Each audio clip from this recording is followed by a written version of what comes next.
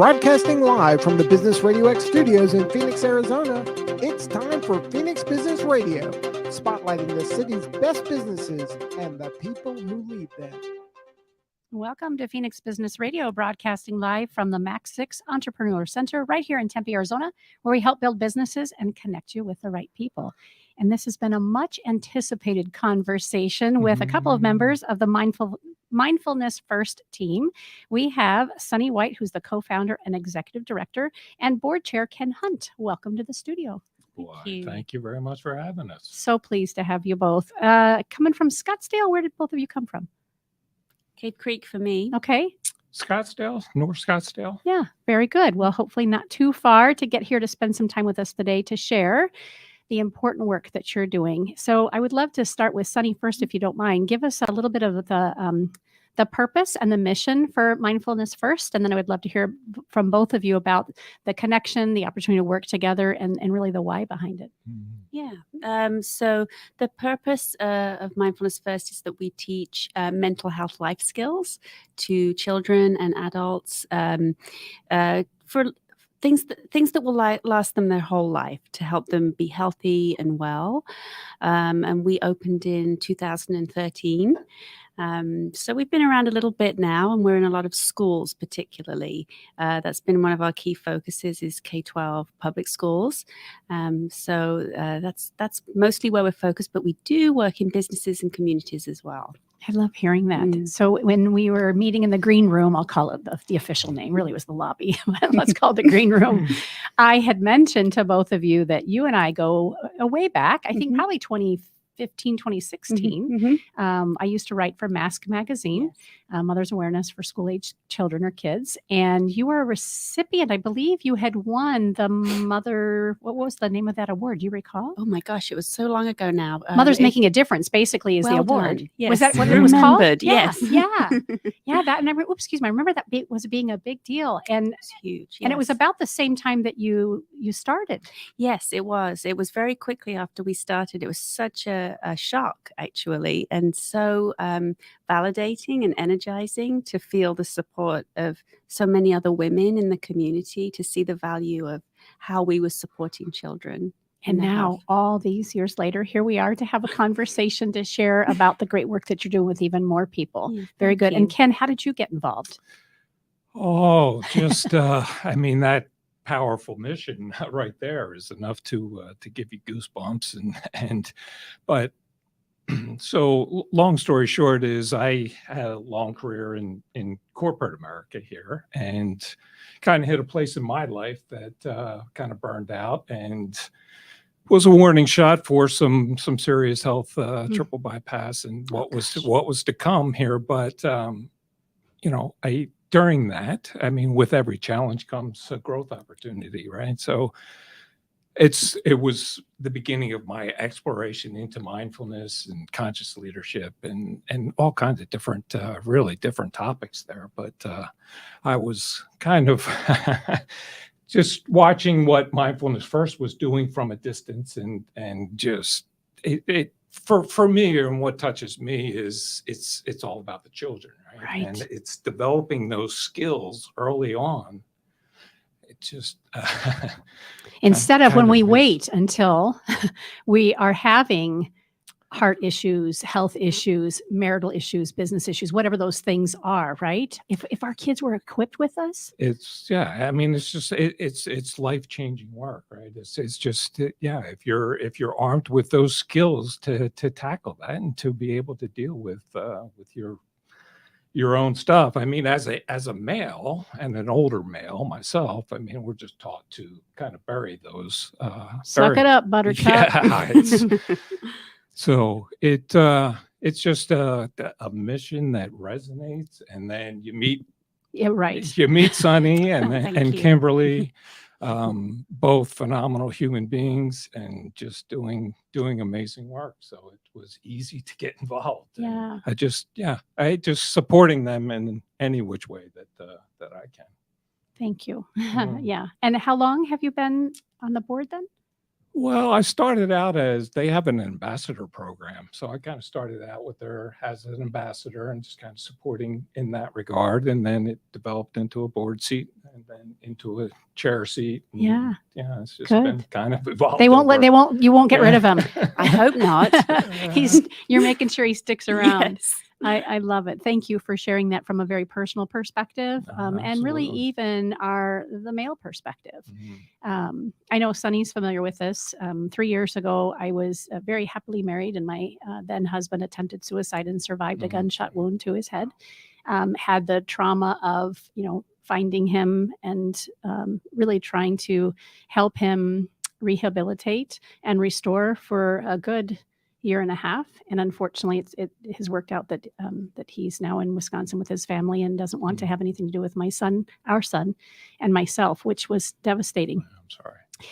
And I can say that without breaking down in tears Mhm. and feeling the moment of panic, or moments, plural, of panic, because like you've alluded to, I've done my work, and I will likely, hopefully, continue to do my work all throughout my lifetime. There's been other setbacks and challenges. We all have them. If we know how to be one with ourselves and use our mind as a tool and a friend, then what? We can accomplish anything. Absolutely. It's with that awareness, right? I mean, it all starts there anyway. It requires a whole lot more work beyond it. But for me anyway, the mindfulness was a way to establish that awareness. And it's like, oh, Who knew, huh? what is driving some of this behaviors? What is driving? Yeah, what's behind all this? And it's just, you live your life unaware of what you're unaware of. For me, it was far too long, but in any event, that's for the mindfulness is a tool in the toolbox That's right. to develop that awareness. But And Sonny, as the co-founder, can you give us an idea of the backstory for you? Mhm. How did this come about for you and Kimberly, I think, is the other co-founder? Yeah. Yeah, it's very similar to both of you. And I really appreciate you both sharing your stories. I know it's not easy, but as you say, we've all been doing this work now for so long, it gets easier. But yeah, it's a similar story for me. I have a childhood trauma that created behaviors that led to a stress-induced disease and breakdown in 2009 when I was 35. And it wasn't until then that I actually knew what stress was. You hear the word. Unrelatable. Yeah, like, I don't know what that is. And then once I learned the biology, the neuroscience, and once I learned about stress reduction and that was a thing and that there was science to back it all, and also social emotional learning and trauma, understanding trauma. As I started to move through that path, I started to think, this is crazy. Why did I not learn this? You just said it. Why didn't I know this when I was a child? And so I was very good friends with the co-founder, Kimberly. And Kimberly has the great fortune of coming from a really mindful family. She's had this all of her life. She's extraordinary. I know. I'm so envious. And so we both come to this table with different yet similar stories, but the same desire to be preventative, to give good health to our children. And so that's how we started in 2009, and we winged it. We went into 2 little classrooms in the Cave Creek School District, and it just snowballed. And I mean, it was a little tricky back then because people weren't totally sure what we were doing, but it started to pick up pretty quickly, and that's where it all began. Incredible. And I'm really pleased to hear that the schools continue to be your focus, and even public schools. As a former 3rd grade teacher and assistant principal and VP for public schools, that means everything to me. And all 3 of my kids are products of public schools. How are the teachers responding, and are the students and parents? What are you noticing when you have an opportunity to spend time with these kids over time? What are you hearing, or what are they experiencing? It's very moving, really. I'll give you our best example, which is our example school, which is Crockett Elementary in the Balls School District.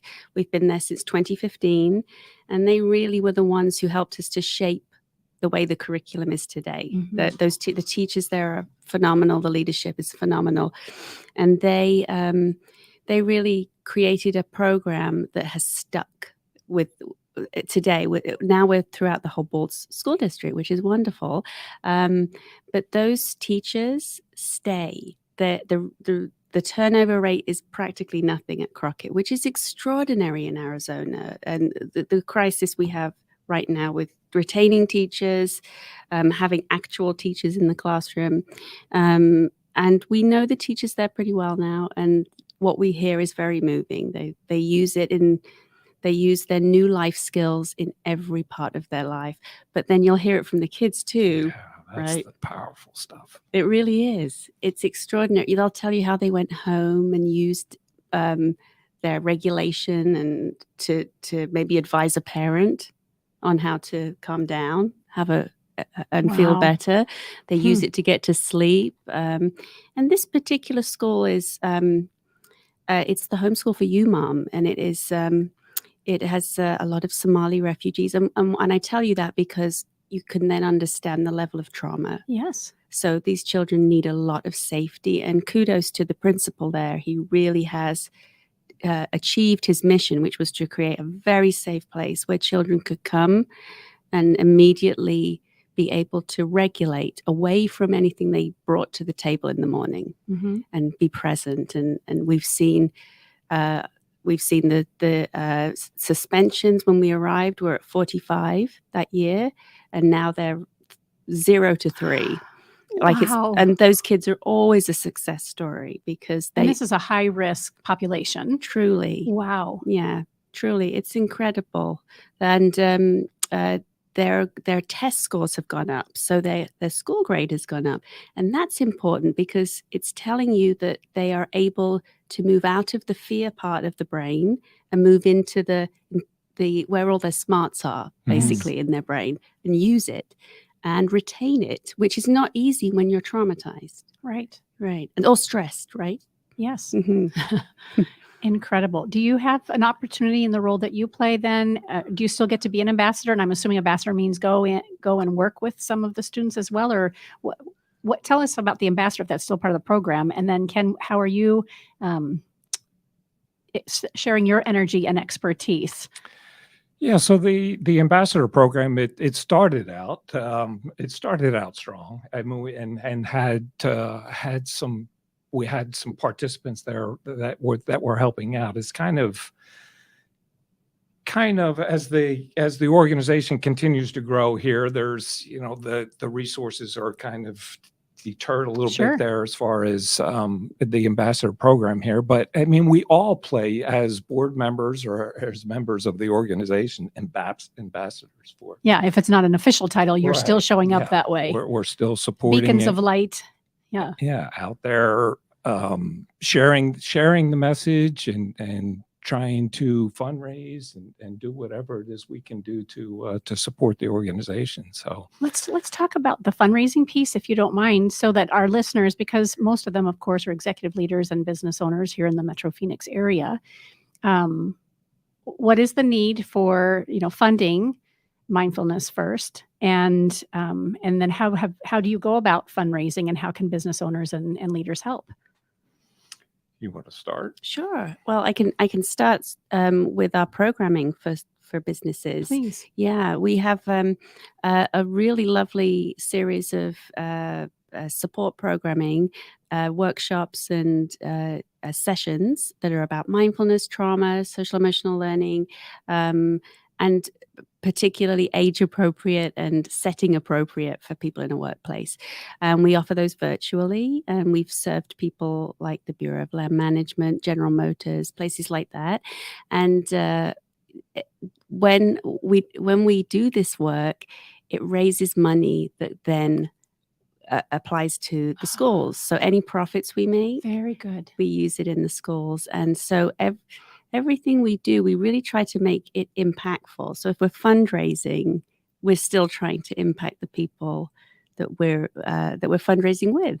And it's been we've only been really doing this for the last year or so, and it's been really successful. And we're excited in this year to serve more more businesses, that would be really great.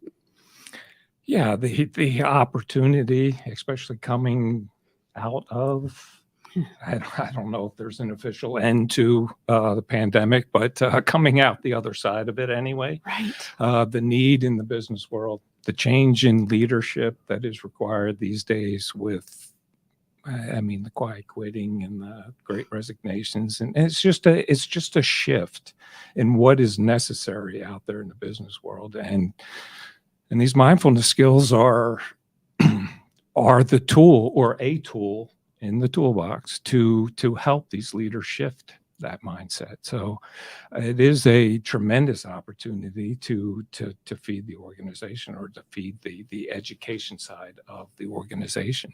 But at the same time, we're out there doing the traditional fundraising as well, Okay. and learning and growing and all the pain points that come along with that as well there. But I think our at this point in time is really getting to use platforms like this to be able to educate folks on what it is, what mindfulness is, and what it's doing for the children, what it's doing for the business community, and the power and the impact that it may have. Because there's just just like everything else, a lot of misinformation out there too, right? So a lot of things that get distorted there. So it's all about sharing what it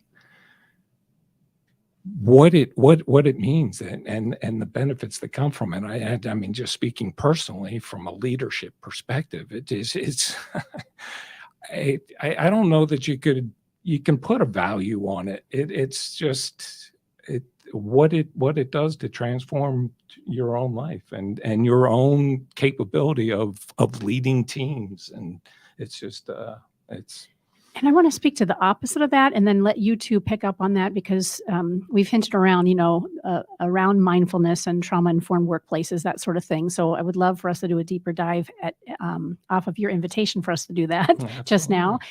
But for our listeners, what we're talking about is that when we're stressed, and it either is manifesting physically or emotionally, or in our relationships, or in the way we function, or our inability to stay focused, all of those things, what the three of us are suggesting, what Mindful First does on behalf of our students and our business community, really families, I think is the important thing, starting with the individual, giving people that toolkit, that know-how to self-regulate, and as you so beautifully put, Sunny, be able to think with clarity and step away from whatever the past is.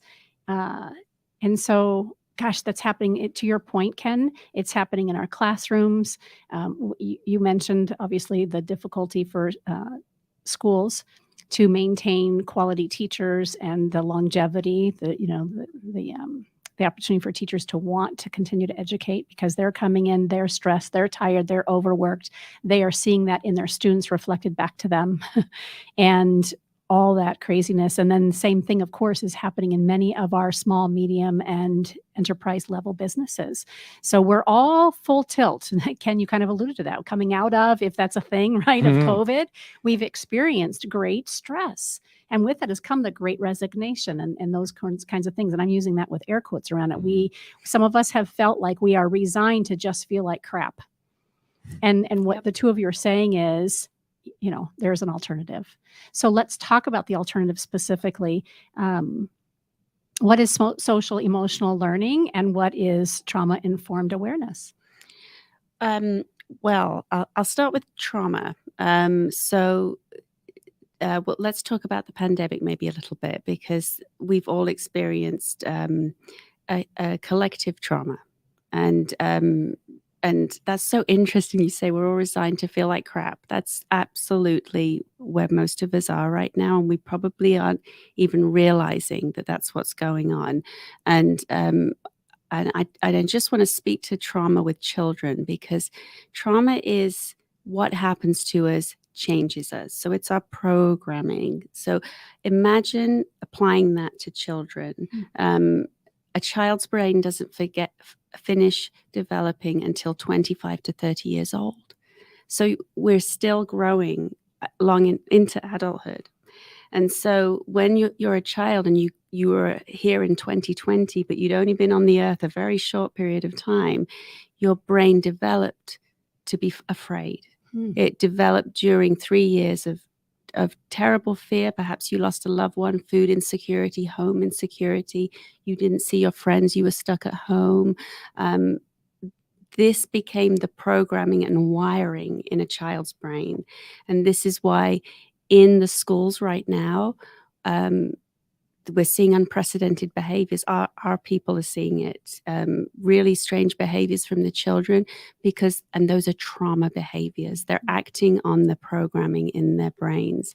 And so that's what's happened to our children in this pandemic generation. And then if we look at us as adults who are all feeling pretty bad, we experienced trauma too. We kind of got a little reprogrammed because it was so frightening. It was so frightening. It was life or death. Chaos. Absolute chaos, yes. And we haven't maybe processed that because we don't all know what trauma is. That's kind of a new word. And so people don't really know that they need to process those big feelings. And so that's why we teach about trauma. And then we have the social emotional learning part sort of builds on top of mindfulness. So when we do mindfulness, when we go into the body and we look at our thoughts, feelings, emotions, senses, physical and mental impulses, when we do that difficult work and we do it in a trauma-informed way, we know ourselves in a very special way that helps us to bring ourselves to the world in a regulated, helpful, productive way. And that's the social emotional learning part. It's how we relate this to everybody else. And we never stop learning, even as adults. So I didn't learn this stuff till I was 35. It's taken me a bit longer, but I didn't start till then. And we can do it. Trauma can be healed. Trauma can be healed in community or in therapy in different ways. And so those are the pillars of what we teach. Yeah, it's so it's new trauma from pandemic, and I guess speaking from, I mean, the children are experiencing this in their development years. Adults experiencing the trauma as well, which may also be triggering their own from when they were children or Exactly. early adults. Yeah, their early development as well, in which they're unaware of. So it's, I mean, again, I hate to come back to just the awareness piece of it, but for me, it's such a critical piece that allows you to make different choices, to take courageous action, to do things differently. It's just becoming, it's definitely a healing process for sure. But there's probably always going to be instances where that's going to get triggered, and it's going to come up.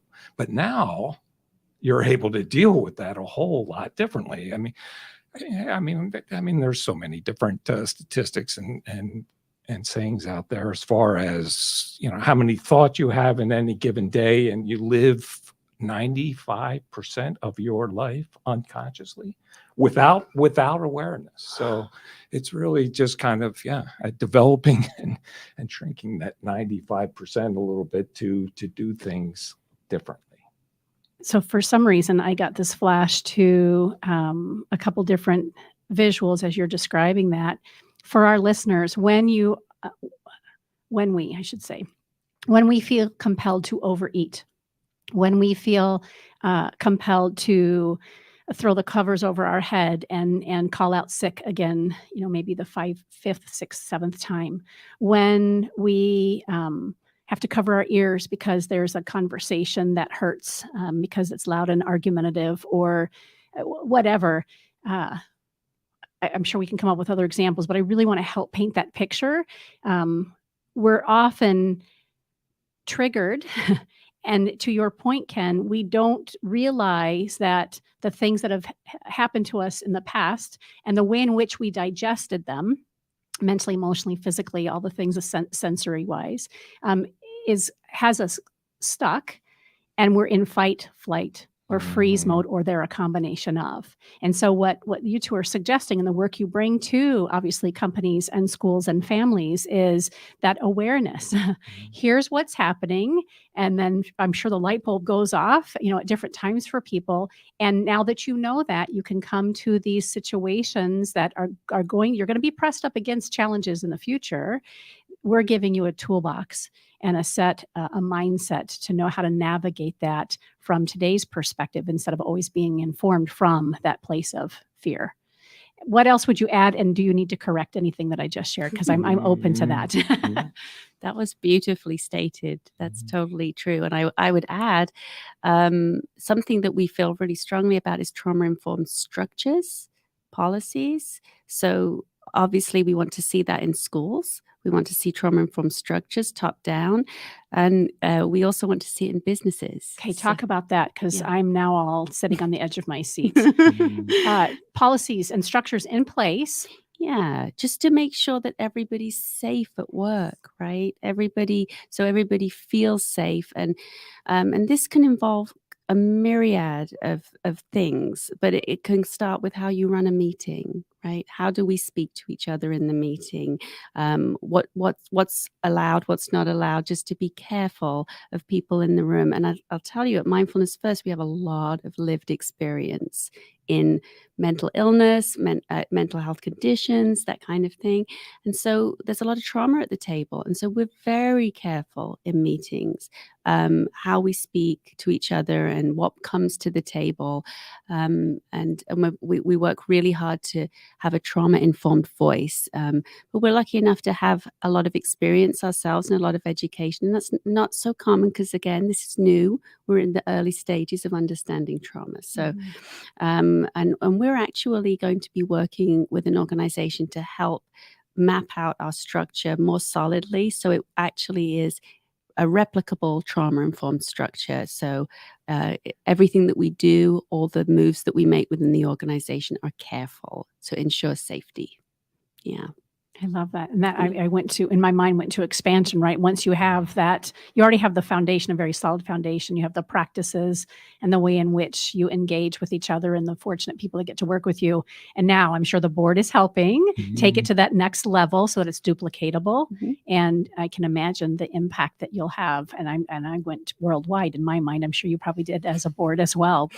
It's so needed, so needed. I'm thinking of my 15-year-old who, again, at 12, experienced what we experienced as a family unit, and now we're a team of two, and helping him navigate that from the perspective. And again, I had the advantage to have already been doing similar work in my life and was able to, model that and share some of that with him along the way, and then got really serious about doing it when we're in the midst of a crisis and rolled right into COVID on top of that. It's interesting. I remember him sitting behind his computer, and because I'm a working parent and it's just the two of us, I would say, keep your light on in your room, hat off your head, and your teacher has to see you on the screen. Well, after 3 weeks of that, that first time that we were all at home doing in-home learning, I'd come home and little by little, the lights would be off. Why are lights off? Teacher doesn't care.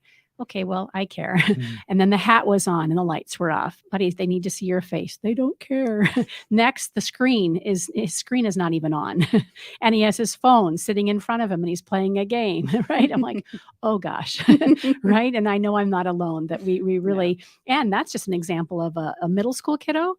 The same thing was happening in the workplaces. Yes. Same thing was happening for our younger learners, and really, again, a worldwide issue around how do we stay attentive and how can we teach self-reflection, which is, again, the gift that you're bringing to the world. So let's go back to the business opportunity. How are businesses currently connecting with you to say, hey, tell us about your program. We'd like to, to entertain this idea. And I love the give back, right? So when businesses, if I understood you correctly, when businesses then pay for your services and you bring this into their corporation, the gift of that then becomes something that helps propel these students in the classrooms to have that opportunity, because that's where some of the funding goes. Absolutely. Okay, so great. I'm glad I got that right. And how do these businesses find you right now, and how can we help with that? Yeah, we need help. Good, that's why you're here. I appreciate that. Or we appreciate Yeah. it in a big way. But yeah, I mean, the business and community piece of this, the whole organization was founded on the education side. So this is a piece that is growing, and, and is becoming more and more demanded, I guess. I Oh, mean, yeah. there's out there and with various wellness programs and so on and so forth. So I at this point, it's putting it out there with those few organizations that we have, share those experiences, share those results, and then continue. As the board itself now is primarily comes from a lot of business Good. background now. So there's some contact there, and those that are kind of dedicated to that business and community aspect of it. But we'd love to, get that out in a bigger way, because yes, it is a huge piece of the funding side, or Good. So word of mouth so far. Yes. And then really intentional opportunities to share, like in a forum like this, which I'm so honored that you guys would give us your time today so that we could help spread that word. What would you add to that? Anything, Ken? Or, hello, Sunny. Add to anything that Ken said, Sunny. Some people have been finding us online as well. But we haven't done a big push yet, because we were kind of creating the program and trialing the program over the last year or so over the pandemic. But we're ready now, and we're getting ready this year to offer it out to as many businesses who are willing to do this work with their employees and offer it for everybody's. The healthcare savings are incredible. We actually have documentation about that, and we can share testimonials and information about the savings that can be made. I think we're also, go ahead. Well, I was going to say that, I mean, just the data that kind of supports that as well, in the form of what, they're always, as a business, looking for a return on investment, right? So what is it they're going to get in return here? And the statistics and the data support, it's so many different benefits from it, that whether it be in productivity, creativity, communication, it's just that teamwork. There's just an endless supply. Now, also not suggesting that mindfulness is the only solution to their wellness program either. But again, it's another tool in the toolbox. And I think it's a foundational one. and it's very preventative versus, secondary, like, oops, now we have an issue and a crisis, either within a team or an individual or the whole organization. This is very preventative. And I think you had said it quite a bit earlier in our conversation. It's about healing, and it's a collective healing, and it's an individual healing. The other thing I'd add to the list of benefits would be, of course, this sense of peace, again, as an individual, a team, or an entire organization. Joy, right? Let's bring some joy back into the organizations. And then longevity, right? We talked about the teachers. You've already given us the example of the teachers who have staying power because they're using this toolkit, and they want to continue to be there of service for their community. Well, wouldn't that be incredible that when executive leaders bring this into the organizations, that everybody's benefiting, and that those employees are more joyful, more at peace, more productive? To your point, that's what they're always looking for. Although we can be more productive when we're more at peace and more filled with joy. Absolutely. Yeah. That just frees up that creativity and what it is you end up producing there. So it's and the snowball effect is it's hard to measure as well, is what kind of impact you go through a program like that as a leader in an organization, or as a team member of an organization, and the number of people that you're impacting, knowingly or unknowingly, most often. It's just it has those. It's planting seeds, and it just it just flourishes over time. So it's it's a powerful. Yeah. What have I not thought to ask that you want to make sure our listeners and our viewers are aware of? Let me think. Well, I mostly wanted to. I do like talking about where we are right now, as in terms of the pandemic and what comes next. We're actually funded by the government right now to help mitigate post-pandemic trauma Oh, in wow. schools, and I think that's really wonderful that the government is actually acknowledging trauma as a health crisis. And something we hope for is to end the cycle of trauma, right? If we can educate everybody in what is trauma, look at your own trauma, process your trauma, right? If we can do that work as individuals. So we're very excited that the government is funding this work and acknowledging the importance of it. So we're going to continue with that. But I do want to mention what we're going to do in the next few years. It's very exciting. We have noticed over the last 9 years that there are a lot of gaps in mental health education in our field in general. And we work with the Arizona State School for the Deaf and the Blind, and that's been really new for them to have mental health, social emotional learning for the kids. And we've mostly trained the teachers there because we don't have the adaptations yet for the children, but those teachers are making those adaptations. And so what's next for us is filling those gaps, and it's going to start with the deaf, blind, and deafblind communities. So we're going to help. It's a very low incidence disability, and we want to help serve those people and make sure they have the resources they deserve. And we know that the pandemic was especially hard for this community. And so over the next few years, you're going to see us adapting our curriculum to serve everybody, not just that community, but we're going to be looking at neurodiverse communities, different populations, different identities. Incredible. Yeah, making sure everyone sees themselves in our work. Incredible. Yeah. Thank you. Yeah, and I think what we're finding, or what I truly believe anyways, we're kind of shifting as leadership is required to change here. We're kind of shifting from a purely competitive environment into something more collaborative and Yep. co-creative. So, just tackling this issue of mental health is we're finding more and more opportunities to join forces. So the bigger the numbers here, the greater the success, or the greater the potential for success here anyway. So trying to build upon those relationships and see what we can do together. It really is a shift in leadership. We had a gentleman on yesterday who is in sales, of all things. His whole career is in sales, and he now owns his own company and is a fractional sales VP.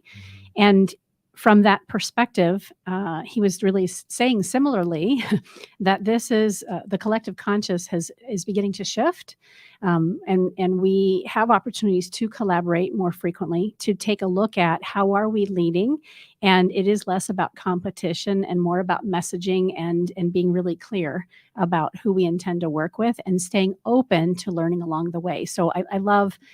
I guess I want to share, Ken, when you mention that, I hear that. Daryl and I, both our producer, hear that consistently through all verticals, all industries, and we cover it a lot here at Business Radio X. And so it's fun.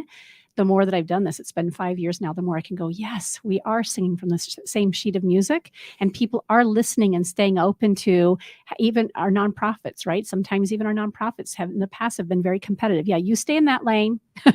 We're going to stay in this lane. Nope, don't do what we do, right? Same thing with our for-profit businesses, even our schools for that matter. And we're beginning to see, oh, there's enough room for all of us. Yeah, I could probably go on for another hour with that one, but the opportunities are endless with that shared experience here. It isn't.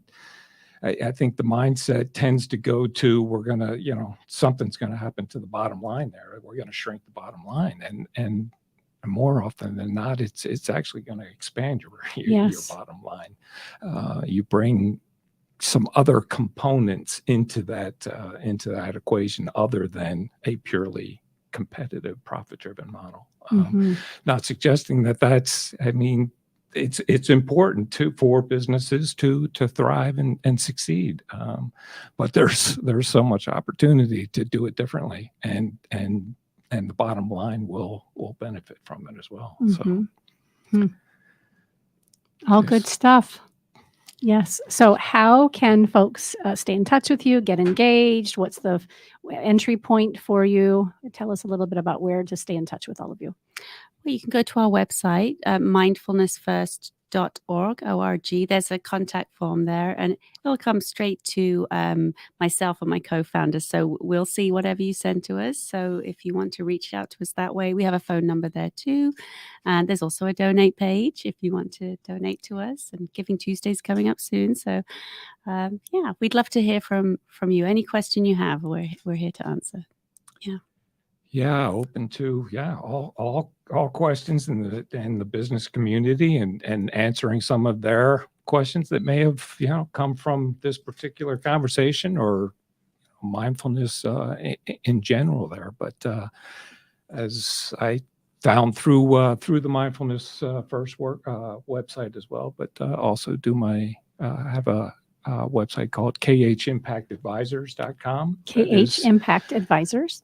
Supporting those organizations out there that are creating impact. It's not necessarily nonprofits, but So good to hear that. For profits. And I mean, it could range anywhere from organizations that are trying to connect conscious organizations or cultures with talent, purpose-driven talent that is seeking that.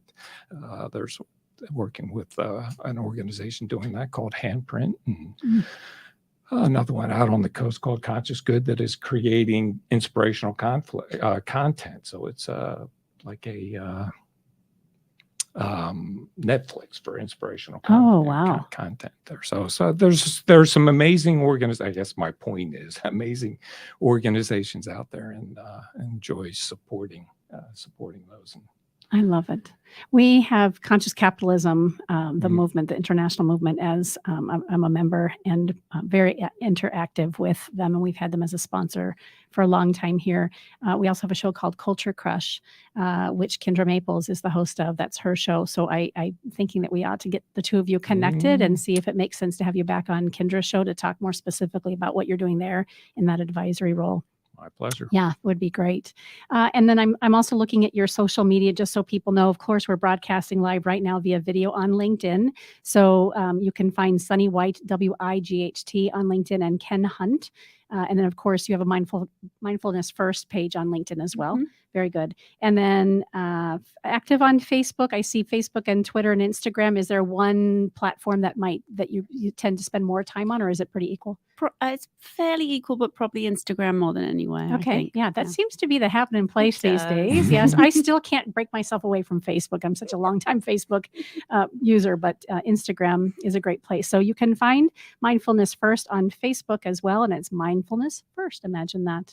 Well, I, again, am deeply appreciative of your time and your willingness not only to come and share your success story, be really candid about where you're at and where we can help as a business community, and, of course, your dedication not only to yourselves personally and your healing journey, being willing to share that today, but of course, really making that your mission and purpose on behalf of really the greater collective. So thank you again.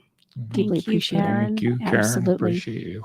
Yeah, you've been listening to Phoenix Business Radio, broadcasting live from the Max 6 Entrepreneurial Center. Some media leans left, some lean right, and we lean mindfulness first. Until next time, I'm Karen Nowicki. Thanks for listening.